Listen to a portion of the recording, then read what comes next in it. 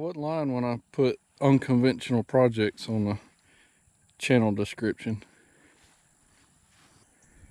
This is probably one of the crazier things I've done. I like to build some random stuff sometimes, but this probably takes the cake. When I was younger, I had intended to start me a lawn mowing business.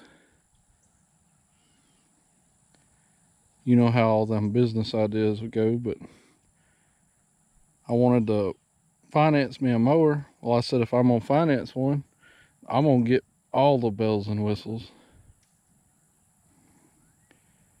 And I never could find one with all the stuff I wanted. I wanted a diesel, biggest tires you could get on it, 60-inch, all of it. The closest I could find at the time was a Scag, and they wanted about $15,000 for them. So I just woke up one day and said, you know what, I wonder what it'd take to build a zero-turn ground up. Now, hindsight being 2020, would have been way better off just going and buying that Scag and be done with it. Get about a $6,000 model gas motor. Would have made a lot of money mowing grass. But instead I spent even more building this. But I'll tell you what, it taught me a lot about hydraulics, fabrication, pulleys and belt design, all of it. Kind of taught myself everything to do with it. Now, I had used several commercial size zero turns with separate pump and motor and all the heavy duty stuff. I spent a lot of time on big bad boys, ExMarks, and they all had quirks about them I just didn't like. Now you're wondering, what is it that I didn't like about most zero turns from the factory that I just decided to build one? The mainest thing is weight transfer to the front tires. Now you get on a bunch of zero turns and you get sideways on a hill, that thing takes off right down the hill, or it'll take off to the bottom of a ditch, and they hate mud. But the main problem I have with a bunch of mowers is they're too nose heavy. This one, I can pick it up with one hand, you know. Now, it sucks for driving up a hill because that thing will try to wheelie on you.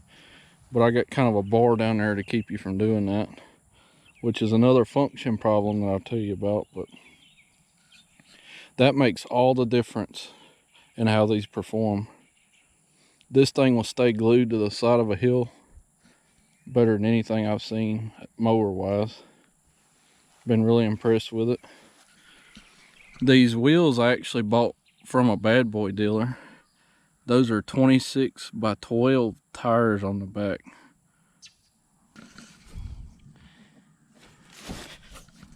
And these are 13 by 6.5 slick wheels for the front. Solid, no air up tires. These are actually what goes on a diesel bad boy. That's the size I chose for them. I had gotten a really good deal on them while I bought them from Bad Boy. But you may say, well, that dang thing looks like a piece of crap. It really does. I got it to a function standpoint, and the grass was growing crazy that spring. So we turned the key and went to mowing grass. You know, you got to redneck it a little bit, or a lot. So we still have to finish all the decorative parts of it, I guess you'd say. We need somewhat of a hood on it. We got to build dust baffles. I want me a battery box. We got to make us a nice floorboard. Now, the only function problems I've never finished is our deck height adjustment. I'm mowing 3 inches all the time, so I just set it up on 3 inches and that's where it stays. So we got to finish that at some point because it is nice raising the deck. So in our prototype version, I hooked up these pumps and wheel motors to that 26 horse Kohler we had that I had just swapped out on that other mower. If you haven't seen that video, check it out. And I kind of built me a prototype. It was even more of a piece of junk. But I mowed a lot of grass with it and paid for all the parts with it. So on the prototype, I had a 54-inch Craftsman deck. Now this deck is an exact copy of a Scag Turf Tiger 2 deck, for except the way it hangs, but it's pretty close to the same. That's one of my favorite decks I've ever used. If I hadn't have built this mower, I probably would have bought a Scag. Wouldn't care about the dealerships, but I like the mower. Now that joker's heavy, so how did we balance it out? The same way you balance out everything. You put a bigger motor on it. So I had to have a diesel. I was done with gas motors, and I knew that these Kubotas would sip a lot less fuel than an equivalent gas motor. Well, we went above equivalent. Usually a mower this size would have at least a 26. Nowadays they got 35s and everything else. But this is a Kubota V1305. That is a 4-cylinder Kubota. And of course, since we stepped up to that, we get a real alternator, real starters. Now, of course, since you got a real motor now, you get a real radiator and cooling package and real fuel filters. And we got proper air filter. I need to put the intake for this air filter up on the roll bar that I'm going to put on it, because right now it sucks in too much dust from the radiator and all. And we got to build dust baffles underneath to keep the fan from sucking in dirt from the deck. We got some really good size hydraulic pumps. These are about the size of what a big diesel bad boy or Scag would have. Same with the wheel motors. Now coming off the back, all this is left unfinished because I wasn't sure how I was going to have to change this. I've actually changed this pulley size and changed the RPM I had the gearbox going, but it's just like a Scag where it's got a belt back here that runs off your clutch, and then that drives a PTO shaft, which is on a right angle gearbox on the deck. Now, before I had a bigger pulley, so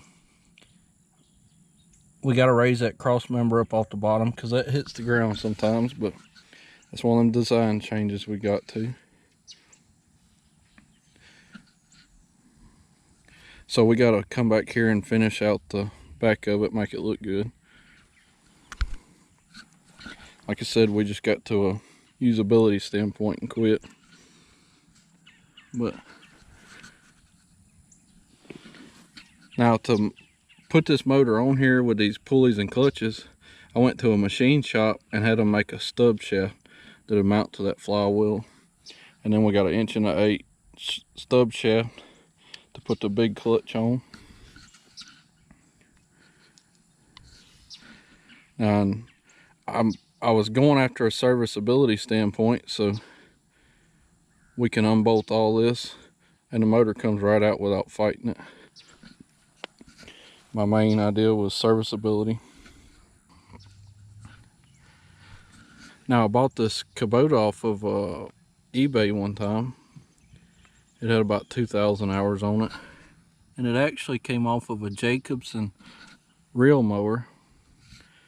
This is rated about 28 to 30 horse. So we got more than enough power. Now for each hydraulic pump and motor side is separate. They ain't both connected. They both got their own decent sized hydraulic filter. Each tank holds at least 1.5 gallons of good hydrostat oil. We put AMSOIL in it. And then each side also has its own decent sized cooler, which the radiator fan sucks it through. I made these tanks out of a hot dog air compressor. Just cut them in half, welded a couple of flanges to the tank side, and then put this top on with threads for an air filter. That's just a hydraulic air filter. So one day on Marketplace, I found me a Scag Turf Tiger 2. I said, gotta have it. They wanted like $400 for it. Every bearing in it was bad. The motor had stuff wrong with it. It was a complete pile of junk. The deck rusted out. Now, I don't know if you've noticed, but we do have a few orange pieces that came off of that Scag Turf Tiger I tore apart for parts. Every orange piece came off of that. And at some point, we're gonna go back and rebuild these. That way I can fully say I built this. Because like right now, everybody's gonna be like, oh, this is Scag. So we got that. The deck height adjustment, which we're going full hydraulic, so we're getting rid of that. I robbed the console off of it. I'm gonna redo that because it ain't waterproof. Let's see. And then I use this idler tensioner arm. That works pretty good. We're probably still gonna build our own. And of course I used the ugliest seat off that thing. I don't know what the heck they was doing with it before I got it. But the control handles are off that same Scag too. We was going for a paint scheme of blue, Ford blue and Massey Ferguson gray. I never got finished with doing that, of course. Too many projects. Now covered under dirt here that I gotta wash off. We got a racing fuel tank off of Summit Racing. I don't remember the size. It's between 8 and 12 gallons. Real nice size for this. I can mow the yard several times without even putting any diesel in it because that Kubota is so efficient.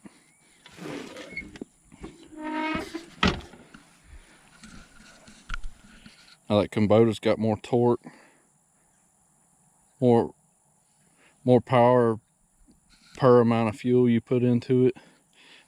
It's quieter than the gas motors. I love it.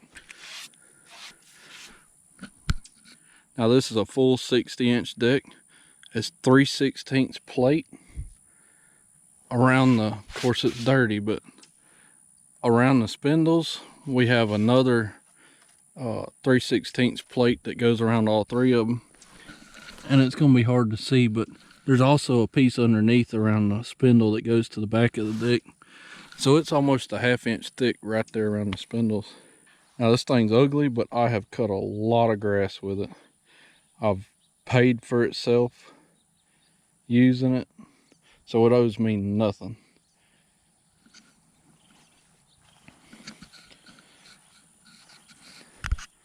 It's pretty well functional, but like I said, we got to come back and make it a little more decorative, I guess I'd say.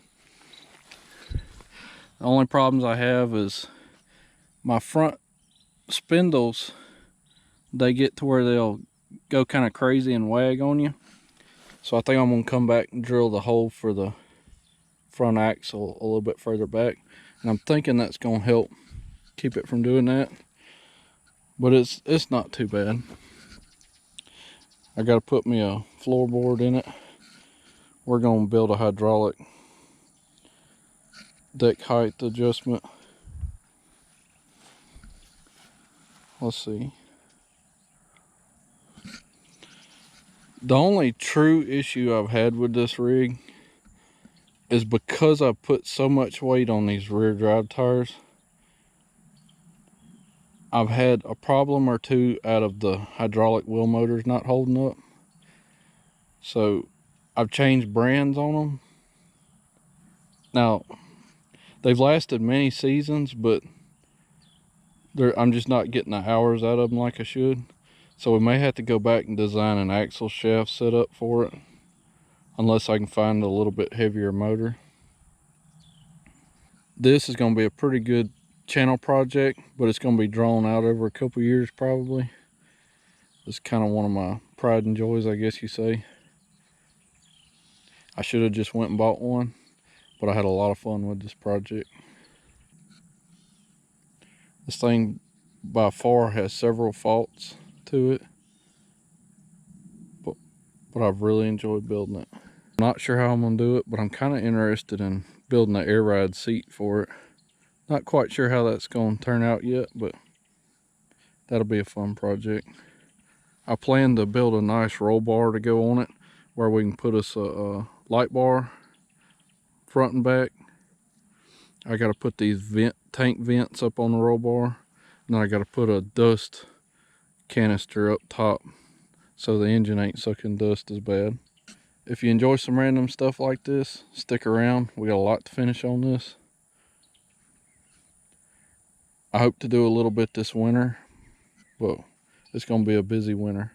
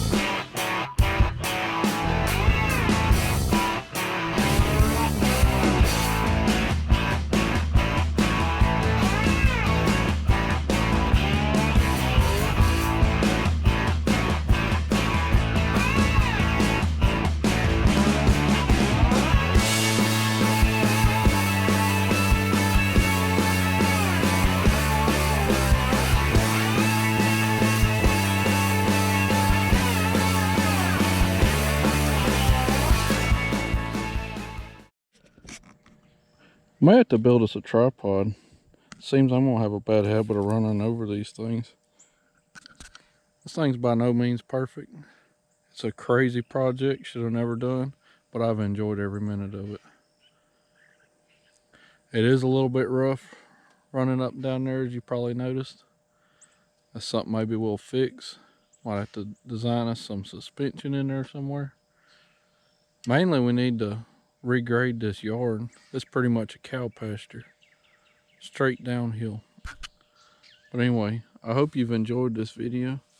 We've about run out of daylight. We ain't got our light bar and roll bar on there yet, so I think we're gonna wrap this one up. Thank y'all for watching. And that's a good sunset to end the video over.